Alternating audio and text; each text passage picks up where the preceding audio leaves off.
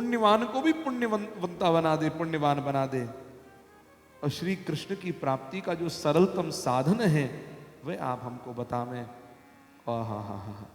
अब तो और फिर आगे अंत में एक बात और कह दी गुरु की महिमा पर, कि कोई चिंतामणि संसार का सुख दे सकती है, कल्प वृक्ष हो स्वर्ग का सुख दे सकता है, लेकिन आप जैसे गुरुदेव किसी के ऊपर प्रसन्न हो जाएं तो योगियों के लिए दुर्लभ जो वैकुंठ है उसकी प्राप्ति भी सहजता से करा देते हैं। इसलिए गुरुदेव प्रसन्न हो मुझ पर और मुझे बतावें ये प्रश्न जो किए हैं। शौनक जी को उत्तर देते हैं, प्रीति ही शौनक चित्ते ते यतो वचमी विचारे च, तुमसे प्रसन्न हूं। अब तुमको विवेक पूर्वक विचार करके जो मैं बताने जा रहा हूं वह साधारण ज्ञान नहीं है। जो तुमने बात कही वही दे रहा हूं, रसायन दे रहा हूं। और रसायन सर्व सिद्धांत निष्पन्नम, सारे सिद्धांतों का निचोड़ दे रहा हूं। इससे होगा क्या? संसार भय नाशनम, सारे भय से मुक्त हो जाओगे। भय नहीं रहेगा, डर नहीं रहेगा। डर, अच्छा डर किस चीज का होता है? डर होता है भविष्य का, भय होता है भविष्य का। और ये भय ही हमको आगे नहीं बढ़ने देता। और हमें तो आगे बढ़ने की शिक्षा चरे वेती, चलते रहो चलते रहो, आगे बढ़ते रहो। वास्तविकता में लक्ष्य तभी मिलेगा, हर चीज में ईश्वर की कृपा समझ लो, लेकिन भय आगे बढ़ने नहीं देगा। लेकिन जो लोग भय से भी आगे जाते हैं, वो एक टेलीविजन में ऐड आता था, डर के आगे जीत है।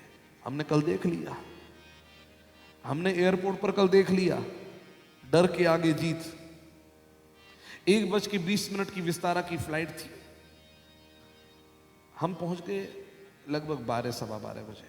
हमारे साथ पांडे जी भी थे।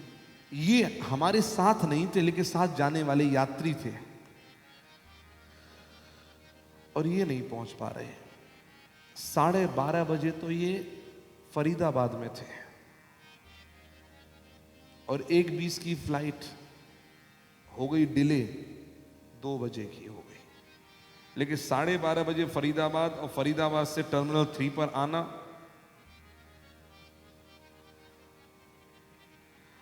अब फोन पे बात हो, महाराज जी कैसे पहुंचे? हमारा भी सूटकेस इनके पास में ही, कैसे होगा? मैंने चलते रहो, चरे वही थी, चलते रहो। जो साधन मिल रहा है बस इस समय विवेक का उपयोग करो। किसी ने सलाह दी मेट्रो पकड़ लो, किसी ने कोई सलाह दी, किसी ने होपलेस किया कि नहीं हो सकता, पहुंच ही नहीं पाओगे। लेकिन विवेक विश्वास में था। टैक्सी की, कैब की, चल पड़े।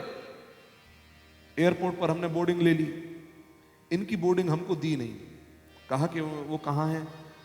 अब हम क्या बताएं, उस समय हमको ऐसा शब्द बोलना पड़ा।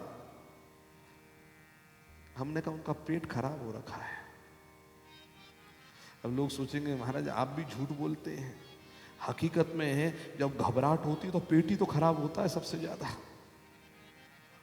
घबराहट में हौला पेट में ही होता है जितना होता है। तो हमने गलत तो नहीं कहा था, हमने कहा पेट बहुत खराब हो रखा है, मेडिसिन की तलाश है, मेडिसिन ही लक्ष्य है, मिल जावे।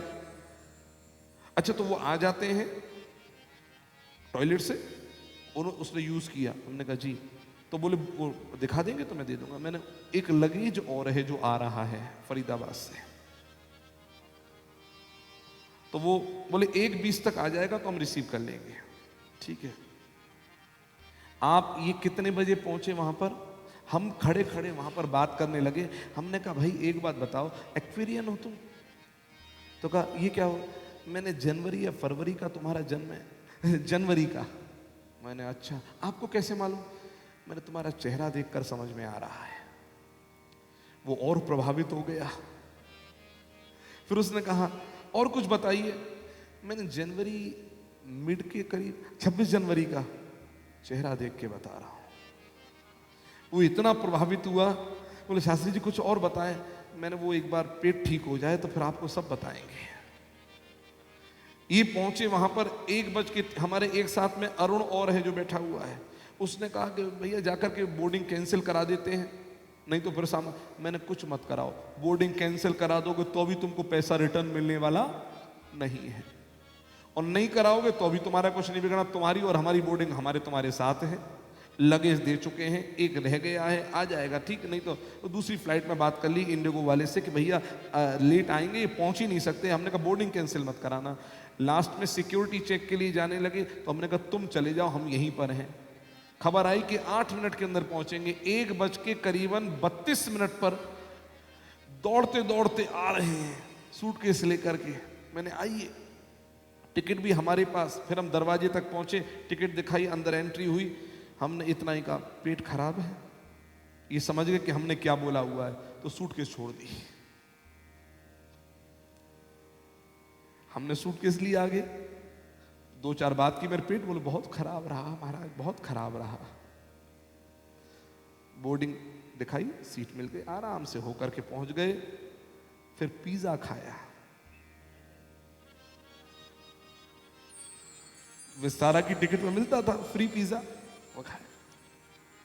डायबिटिक है ये, तो मैं आराम से बैठ के खाओ, चैन से खाओ। बहुत आराम से आए। कहने का अभिप्राय है चलते रहो, चलते रहो, चलते रहो। अगर भय होकर के व्यक्ति रुक जाए, भयभीत होकर के, तो वह लक्ष्य को कभी नहीं पा सकेगा। और भय भविष्य का है, अब क्या होगा, अब क्या होगा। और भागवत क्या है, संसार भयनाशनम सर्व सिद्धांत निष्पन्नम संसार भयनाशनम। संसार के सब भय को खत्म कर देने वाली ये श्रीमद् भागवत है। और भय खत्म होगा तो तुम्हारे कदम भी आगे बढ़ेंगे। नारायण। अब यहां पर राजा परीक्षित, और राजा परीक्षित को सुखदेव जी का कथा सुनाना, और उस समय पर देवता अमृत का कलश लेकर के आए हैं और एक्सचेंज करना चाहते हैं। You take my amrit and give the katha to me, to us. हमको कथा सुना दीजिए, कथा दे दीजिए, और हमारा अमृत आप ले लीजिए। यही तो करने आए, एक्सचेंज। लेकिन भागवत एक्सचेंज ऑफर नहीं है। भागवत तो कोई बैठेगा उसे मिलेगी मिलेगी, क्योंकि भागवत बेचती बिकती नहीं है, ये मिलती है, अनमोल है।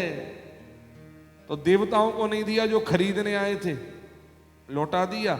अभक्तांस तांस विज्ञाय न ददौ स कथामृतम। और परीक्षित को कथा सुना दी।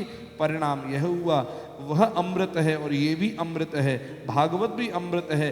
अंतर केवल इतना है, वो अमृत प्राप्त करने के बाद में व्यक्ति ज्यादा से ज्यादा 10,000 साल के लिए जिंदा रहेगा, अमर हो जाएगा।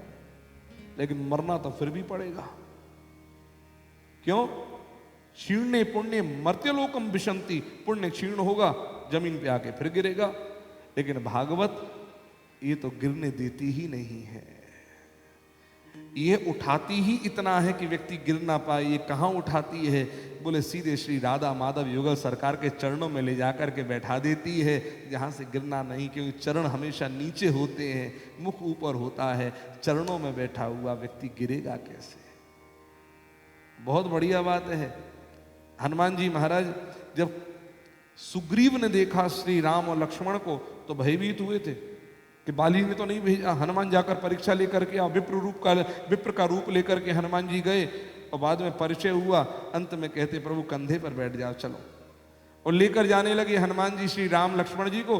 तो पवन पुत्र है, पवन गति से ऊपर उड़े। राम जी बोले हनुमान हमें डर लग रहा है। तो कहा कि fasten your seat belt, seat belt बांध लीजिए। मतलब अरे ऊपर उड़ते हैं तो प्लेन में सीट बेल्ट बांधी जाती नहीं बांधी जाती? बोले बांधी जाती है। तो कैसे बांधे? बोले हमारा सर पकड़ लीजिए, यूं हमारा सर पकड़ लीजिए, और हम आपके चरण पकड़ लेते हैं। राम जी ने सर पर हाथ रखा, लक्ष्मण जी ने सर पर हाथ रखा, हनुमान जी ने दोनों चरण लेकर के अपनी छाती से लगा लिए। अब तो और तीव्र गति से उड़े, क्योंकि टेक ऑफ के समय पर तो प्लेन धीरे धीरे उड़ता है, लेकिन जब ऊपर उड़ता है तो फिर तेज ही उड़ता है।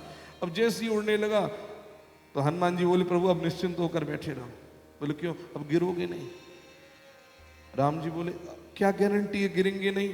बोले गारंटी ये कि अब हम नहीं गिरेंगे। तो आप कैसे गिरोगे? बोले तुम्हारी गारंटी क्या है कि तुम नहीं गिरोगे? बोले प्रभु,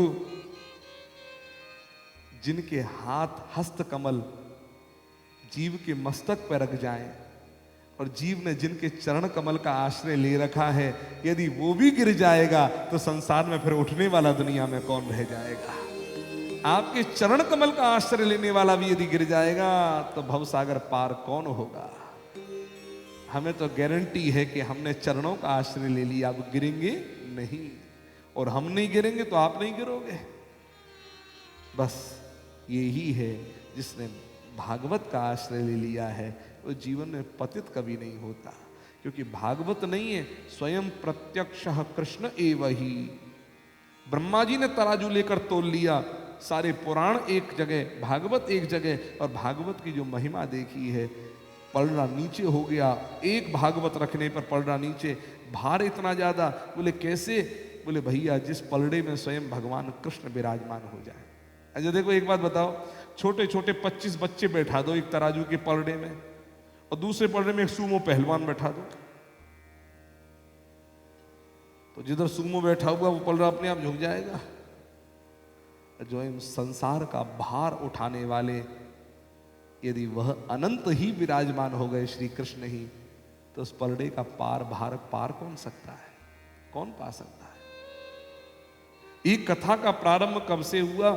बोले महाराज, नारद जी महाराज को सनत कुमारों ने कथा का महत्व सुनाया था, कथा पढ़ाई थी। यद्यपि ब्रह्म संबंधा श्रुतमेत सुरर्षिणा सप्ताह श्रवण विधि कुमार तस्य भाषितः। जो ब्रह्मा ने पहले सुनाई पूरी भागवत, लेकिन भागवत की महिमा सुनाई है सनत कुमारों ने। अच्छा, हाँ हाँ, लेकिन नारद जी महाराज तो टिक नहीं सकते कहीं पर। कोई चंचल बच्चा है जो एक जगह बैठ नहीं सकता, वो कथा कैसे सुनेगा? नारद जी को तो शाप लगा है दक्ष यज्ञ में, दक्ष ने शाप दिया है कि महाराज न भवेत् भ्रमतः पदम, एक पग भी कहीं, एक क्षण भी कहीं रुक नहीं पाओगे। तो कैसे सुनी? आहा, बहुत बढ़िया बात है। शाप लग गया है, बिल्कुल ठीक है, लेकिन कुछ जगह ऐसी होती हैं जो शाप प्रभाव नहीं डालता। जैसे दलाई लामा जब तक चीन में थे, चीन शत्रु था उनका, मारने के लिए तैयार था। ठीक, आज भी प्रेम नहीं करता दलाई लामा से, लेकिन दलाई लामा ने शरण ले ली किसकी? भारत की। तो चीन का कानून कुछ बिगाड़ सकता है दलाई लामा का? क्योंकि भारत का कॉन्स्टिट्यूशन अलग है, भारत का संविधान अलग है। एक देश का यदि अपराधी दूसरे देश में चला जाता है तो वो देश उसका कुछ नहीं बिगाड़ पाता, उस देश में पहुंच गया।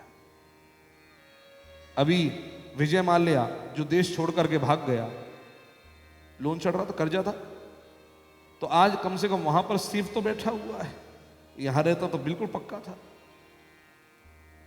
भाव, जो संसार का देश छोड़कर के भगवत प्रदेश में प्रवेश कर जाता है तो शाप भी उसका कुल बाल बाका नहीं कर पाता है। सुमिरत हरि ही शाप गति बांधी, भगवान का स्मरण करते ही शाप की गति रुक गई। मैं दूसरे क्षेत्र में आ गया हूं, शाप बाहर है। भागवत के 11 स्कंद में एक शब्द है, गोविंद भुजगुप्तायाम द्वारवत्याम कुरुद्वः। वो कुरुद्वः भुजगुप्तायाम, भगवान गोविंद की भुजाओं से संरक्षित, द्वारवत्याम, ये द्वारिका है, भुजा से संरक्षित का मतलब इस भुजा के भीतर जो है वो सुरक्षित है, इस भुजा से बाहर है वह असुरक्षित है। तो द्वारिका में नारद जी प्रवेश करते हैं तो शाप भी बाहर है, संविधान बाहर है, ये दूसरे देश का कानून है। तो नारद जी भागवत में कैसे बैठे ये हमको बतावें, तो बड़ी सुंदर बात बताई। पृथ्वी का सुंदर भ्रमण करने के लिए नारद जी निकले, पूरी पृथ्वी का, संपूर्ण पृथ्वी का, के बढ़िया बढ़िया तीर्थ मिलेंगे, संतों का दर्शन होगा, बढ़िया संस्कारित प्राणी मिलेंगे। लेकिन जब देखा पृथ्वी पर आकर के हरिक क्षेत्र, कुरुक्षेत्र, श्रीरंग, सेतुबंध, तो पीड़ा हुई हृदय में, अपेक्षाओं के विपरीत हुआ। क्या देखा? बच्चों को बेच रहे हैं, दंपति, किसके लिए? रुपए के लिए। 10 बच्चे पैदा हुए, 4 ले जाओ, रुपया दे जाओ। पति पत्नी ने कुत्ते बिल्ली की तरह झगड़ा देखा। दंपति नाम चकल का, दंपति पति पत्नी इतना कलह देखा, हे भगवान। शालको बुद्धिदायक, साला बैठता है जीजा जी के पास, जीजा जी हाँ ऐसा करो ये ठीक हो जाएगा, और साले की बात जीजा मानता है। शालको बुद्धिदायक, बच्चे खेल रहे हैं, किनके बच्चे हैं? बोले ब्रह्मचारी जी के, ब्रह्मचारी जी के बच्चे खेल रहे हैं। ये महाराज बढ़िया सुंदर सा, ये होटल किसका है? बोले होटल नहीं है, आश्रम है। अरे गजब का आश्रम, ऐसा किसका है? बोले सन्यासी जी का। सन्यासी जी के आश्रम है, ब्रह्मचारी के बच्चे हैं। हर चीज विपरीत देखी तो पीड़ा हुई, धर्म कहां जा रहा है? देखो मैं जो बात कह रहा हूं उस पर ध्यान देना, शब्दों का कितना बड़ा प्रभाव है। पिताजी, पिताश्री, पापा वो डैड बन गए तो परिणाम क्या हुआ? फिर वो वैसे ही हो गए। डैड का अर्थ क्या है? डैड का अर्थ मृत। आपको मैं एक छोटी सी बात बता दूं, मैं एक छोटा स्पेलिंग के ऊपर मत जाना, प्रोनाउंसिएशन पे जाना। और मैं दूसरी बात और बताऊं, हम लोग जितना पश्चिम संस्कृति को लेकर, संस्कृति गलत शब्द प्रयोग कर दिया, मैं अपने शब्दों को वापस लेता हूं। पश्चिमी हवा के प्रभाव में हम जितना आ गए हैं आज के दिन, उसका दुष्परिणाम जानते हो? कई चीजें हमको मालूम नहीं है लेकिन हम उसके बाद भी उसको सेलिब्रेट कर रहे हैं। क्या है? मैं किसी भी कोई फेस्टिवल के विरोध में नहीं हूं, कभी भी नहीं हूं,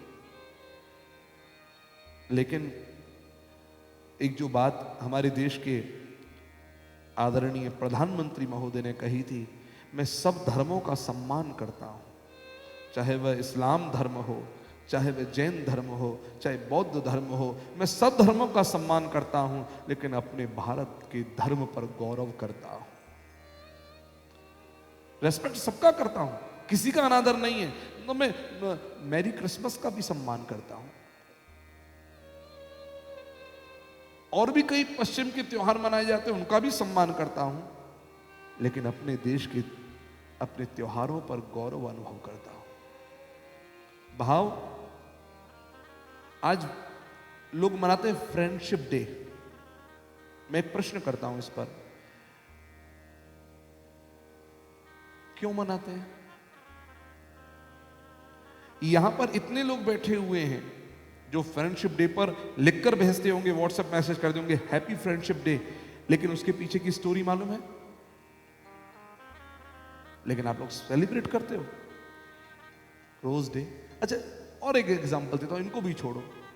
फोन पर हम क्या बोलते हैं? रिंग की, घंटी गई, उठाया, क्या बोलते हैं सबसे पहला वर्ड? हेलो। मैं आस्क यू, ये हेलो क्या है? अब जिसने ये टेलीफोन इन्वेंट किया था, पूरी तरह से नहीं,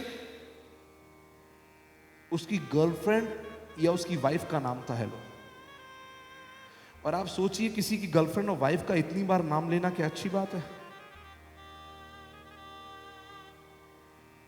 10 बार कहते हो हेलो, और कभी नेटवर्क इश्यू हो जाए, hello hello hello hello hello, और सामने वाला कितनी बार हले फोन पर, हेलो हेलो हेलो के आगे बढ़ता ही नहीं कुछ, ये हेलो ही चला। दूसरा word sir, sir, SIR, sir, क्या मतलब है सर का? लोग बोलते हैं सर माने श्रीमान, सम्मान सूचक शब्द है, लेकिन आज मैं सर का सर्जिकल स्ट्राइक करता हूं। वो नहीं, एक आता है जी न्यूज में, क्या करते हैं उसका? पोस्टमार्टम, क्या नहीं, एक वर्ड यूज करते हैं, DNA टेस्ट करते हैं सर का। क्या बात है, डीएनए टेस्ट। तो सर का डीएनए आप इतिहास देखें, उठा करके पढ़ें एक बार। सर एक तरह की गाली है। अब आप बोलेंगे गलत बोल रहे हैं, इस व्यासपीठ से वही बोलूंगा जो ऑथेंटिक होगा, और व्यासपीठ से नीचे उतर के भी वही बोलूंगा जो ऑथेंटिक होगा। ग्वालियर कौन कौन गए हैं? ग्वालियर में सिंधिया के म्यूजियम में आप लोग गए हैं कभी? वो जो महल बना हुआ है, उसमें सर के बारे में पढ़ा है। वहां स्पष्ट लिखा है, यह सर एक उपाधि है जो ब्रिटिश काल में दी गई थी। जो ब्रिटिशर्स की गुलामी को या उनके साथ में दोस्ती करके देश के साथ गद्दारी करते थे, उनको सर की उपाधि दी जाती थी। तो देश के साथ गद्दारी करने वाले और दूसरे देश के साथ में दोस्ती करने वाले, उसको आप सर कहते हैं, तो ये गाली है कि नहीं है? ये सर एक उपाधि है, और इसको हमने जोड़ दिया चलते फिरते उठते बैठते सर सर सर। मैं भी पहले कभी बोला करता था, लेकिन जब से पढ़ा, जब से मेरा ही सर फटने लग गया। जिंदगी एक पाठशाला है, हर दिन एक लेसन पढ़ाया जाता है, और हर दिन हमको कुछ ना कुछ सीखना चाहिए। अगर आज, और आप गूगल करो इसको, आपको आंसर मिल जाएगा। और अगर मेरी बात से आप सहमत हो, गूगल का ठप्पा लग जाए, आप मेरी बात पर पुष्टि हो जाए, तो आज से अपने शब्दों को बदलो। हम लोग जब सरस्वती विद्या मंदिर में पढ़ते थे, तो उस समय पर अध्यापक को कहते थे आचार्य जी। एक सम्मानजनक शब्द हुआ करता था। गुरु जी, not only Guru, Guru ji. Dad नहीं, पिताजी, पापा, यहां तक भी बोलो चल जाएगा। पापा का अर्थ हमारे गुरुदेव ने हमको बताया,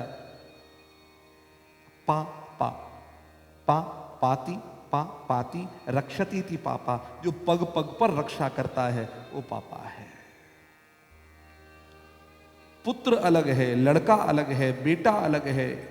ये सब शब्द हैं, और शब्द के पीछे के अर्थ बहुत अलग अलग हैं, भाव अलग अलग है। बेटा कौन? जो बंटवारा कराए वो बेटा, बंटवारा बेटा। अब इसको मैं आपको किसी ग्रंथ का प्रमाण तो नहीं दे सकता, लेकिन मेरे गुरुदेव की वाणी का प्रमाण मैं यहां पर कह रहा हूं। वो कहते बेटा जो बंटवारा कराए वो बेटा है। लड़का, बाप नहीं करे बंटवारा तो लड़ लड़के ले ले, वे कोर्ट में केस करके ले, वे लड़े लड़े लड़े लड़े लड़के ले, वे लड़का। और पुत्र कौन? जो अपने पुरखों को, एक नरक है उसका नाम क्या है? पुन्नाम। आहा, पुन्नाम, पुन्नाम नाम करके नरक है। पुन्नाम नरका त्रायते पुत्र।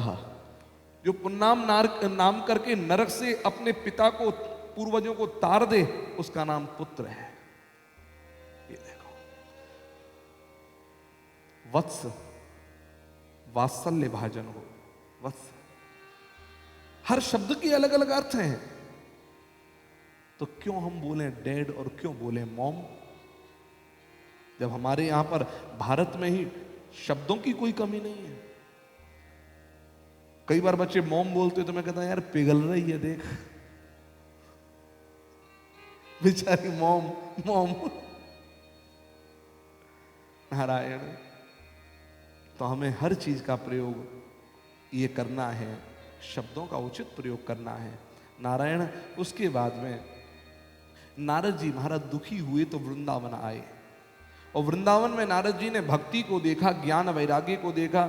सारी बात पता लगी, ये भक्ति और ज्ञान वैराग्य, भक्ति मां है, ज्ञान वैराग्य पुत्र हैं इसके।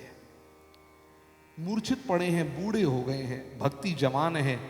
इसकी पहले की स्टोरी भक्ति ने खुद सुना दी नारद जी के पूछने पर। कि महाराज दक्षिण में मेरा जन्म हुआ, कर्नाटक में पली बड़ी, महाराष्ट्र में भी रही, गुजरात में जाकर हम तीनों बूढ़े हो गए, माँ और बेटे, माँ और। लेकिन हम जब वृंदावन आए तो वृंदावन में मैं तो जवान हो गई, लेकिन मेरे पुत्र बूढ़े के बूढ़े ही रहे। नारद जी, अब तो मैं इस वृंदावन को छोड़कर, छोड़ो, मैं इस देश को छोड़कर जाना चाहती हूं। नारद जी के विचार मन में आया कि यदि भक्ति ही चली जाएगी इस भारत से, तो भारत में रह क्या जाएगा। इस भारत की पहचान ही भक्ति से है। भा शब्द का अर्थ है भक्ति, रत माने लीन रहना। जहां के वासी इस भगवान की भक्ति में सदैव लीन रहते हैं, उस देश का नाम भारत है। आज हमारी भक्ति एक्सपोर्ट हुई है। वी आर एक्सपोर्टर ऑफ भक्ति, डिवोशन। तभी तो ये हरे कृष्ण हरे राम कैसे खुल गए, इस्कॉन कैसे हो गया, हमारे देश की भक्ति ही तो गई थी वहां पर, हमने एक्सपोर्ट किए। अगर भक्ति रॉ ही चला जाएगा तो हम लोग इंपोर्टर हो जाएंगे। हमारे ही देश की संपत्ति और हम ही इंपोर्ट कर रहे हैं दूसरे देश से। नहीं नहीं, भक्ति भक्ति तुम छोड़कर मत जाओ। इदम स्थानम परित्यज्य विदेशम गम्यते मया, मैं विदेश जाना चाहती हूं, मत जाओ, यहीं रुको, दूर हो जाएगी समस्या। ये सब कुछ जो हो रहा है ये कलयुग के कारण है। कलयुग के कारण कैसा? आज मैं बड़े बूढ़ों की ओर देखता हूं कई बार, तो उनके बाल आज भी कई लोगों के काले देखे हैं मैंने। और मैं नौजवानों को देखता हूं तो आज बाल सफेद हैं, खुद हमारे भी हो रखे हैं थोड़े, तो सफेदी आ गई है। अब ये देखो हमसे भी छोटे, इनके सर के उड़ ही गए। भाव क्या है? भाव यह है कि पहले के समय पर जो शुद्ध आहार, शुद्ध विचार, शुद्ध सत्संग प्राप्त होता था, आज सब चीज में मिलावट हो गई है।